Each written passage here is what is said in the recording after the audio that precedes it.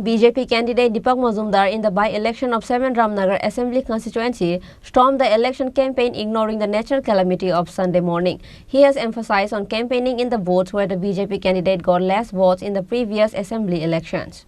Just a few days left for Lok Sabha election, and leaders of ruling and opposition are ready and has been organizing a campaign all over the state. Likewise, BJP candidate Deepak Majumdar in the by-election of 7 Ramnagar Assembly constituency stormed the election campaign ignoring the natural calamity of Sunday morning. BJP candidate Deepak Majumdar has emphasized on campaigning in the booths where the BJP candidate got less votes in the previous assembly election. On this day, he went door-to-door polling and prayed for the blessing of the gods regarding the work of the present state government. In an interview, BJP candidate Deepak Majumdar said that he is going to the houses of all those who are opposed to the ruling party in the election campaign. He is praying for everyone's blessing.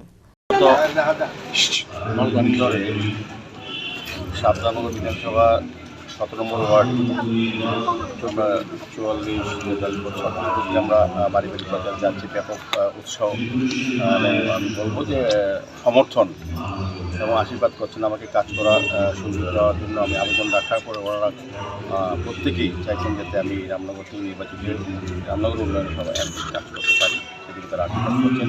আমার বিশ্বাস এবং প্রত্যাশা আমাদের যে দুটি নির্বাচন, পশ্চিম ত্রিপুরা লোকসভা নির্বাচন, তিনি প্রার্থী হচ্ছেন রাজ্যের প্রাক্তন মুখ্যমন্ত্রী বর্তমান সাংসদ আমাদের বিপ্লব কুমার দেব, এবং আমি ভারতীয় জনতা পার্টির 7 নম্বর নির্বাচনে প্রার্থী হিসেবে সবাই সবাই সারা দিচ্ছে, সবাই ভোট দেবেন বর্তমান তিনি আশ্বস্ত করছেন। আর আমিও রামনগরবাসীর কাছে বলবো যে প্রত্যেকের সঙ্গে হয়তো সময়ের অভাবে আমার দেখা সম্পর্ক করা যাবে না, বা কিন্তু আমি সবার আশীর্বাদ চাইছি। নির্বাচনের পরে কাজের মাধ্যমে আমি তাদের কাছে সবার আমি আশীর্বাদ চাইছি।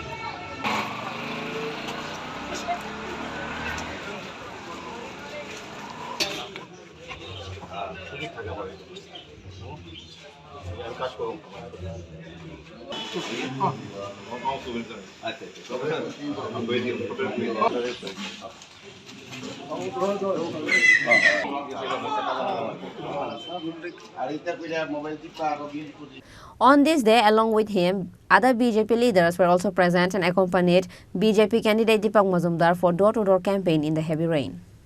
Reported by Pranav from Agartala, Chinikhorang.